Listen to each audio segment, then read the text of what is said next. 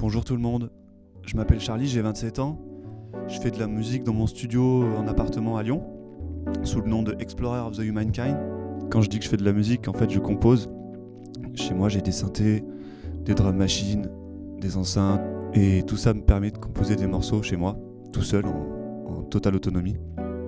J'ai aussi monté un label il y a 2 ans pour m'autoproduire, un label qui s'appelle Rehearse.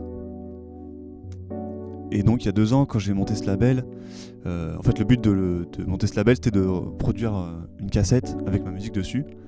Et donc ça a été fait, et ça a été le premier échec. Un échec surtout commercial, parce qu'en fait il y a eu très peu de lecture, moi j'ai très peu de réseau. Je suis vraiment quelqu'un qui sortait de 2 ans à être dans sa chambre, donc je connaissais limite plus personne, je connaissais plus mes amis, enfin j'exagère mais c'est un peu l'idée. Et en fait commercialement il y a eu très peu de promotion. Par contre, ça a été un succès, et donc heureusement en fait, notamment du point de vue du travail graphique qui a été fait. J'ai travaillé avec un gars qui s'appelle Corentin Alardé, qui a très bien bossé.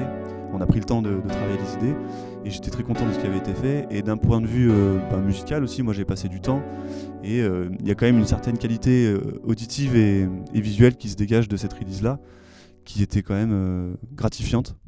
Et donc ça, c'est ma première expérience d'un échec heureux. Et en fait, je vais étendre le truc, parce que plus généralement, dans ma façon de produire de la musique, je trouve que l'échec va toujours est de pair avec la réussite, pour plusieurs raisons. La première, je pense, c'est plus à cause de ma philosophie de vie. Moi, je suis quelqu'un de très patient, je fais vraiment de la musique pour le plaisir. C'est quelque chose que je prends du plaisir à le faire en le faisant. J'ai pas d'objectif particulier, comme par exemple devenir une star ou avoir des objectifs financiers ou de réussite financière. Moi, c'est vraiment une passion d'abord.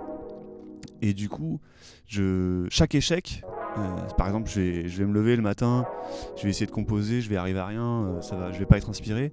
Pour moi, c'est un échec en effet, mais il est toujours heureux, parce que si je persévère, si je continue de travailler, si je prends patience et que je persévère, et ben en fait, il va conclure sur une réussite. Et finalement, pour notamment cette raison-là, c'est difficile de dissocier les deux pour moi. Et pour une seconde raison, l'échec est toujours heureux, parce que tu as toujours plusieurs objectifs. C'est-à-dire que c'est très rare ou alors c'est sûrement dans les grandes boîtes de production, mais à mon niveau en fait on fait souvent plusieurs choses, voire tout. Donc on fait le travail sur le son, le mixage, le mastering, on travaille sur la communication, à qui on publie, à qui on contacte, etc.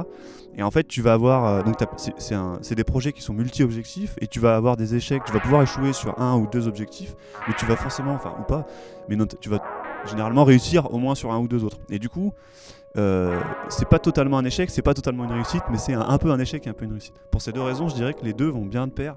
Et en fait, c'est assez difficile de dissocier les 2 concepts.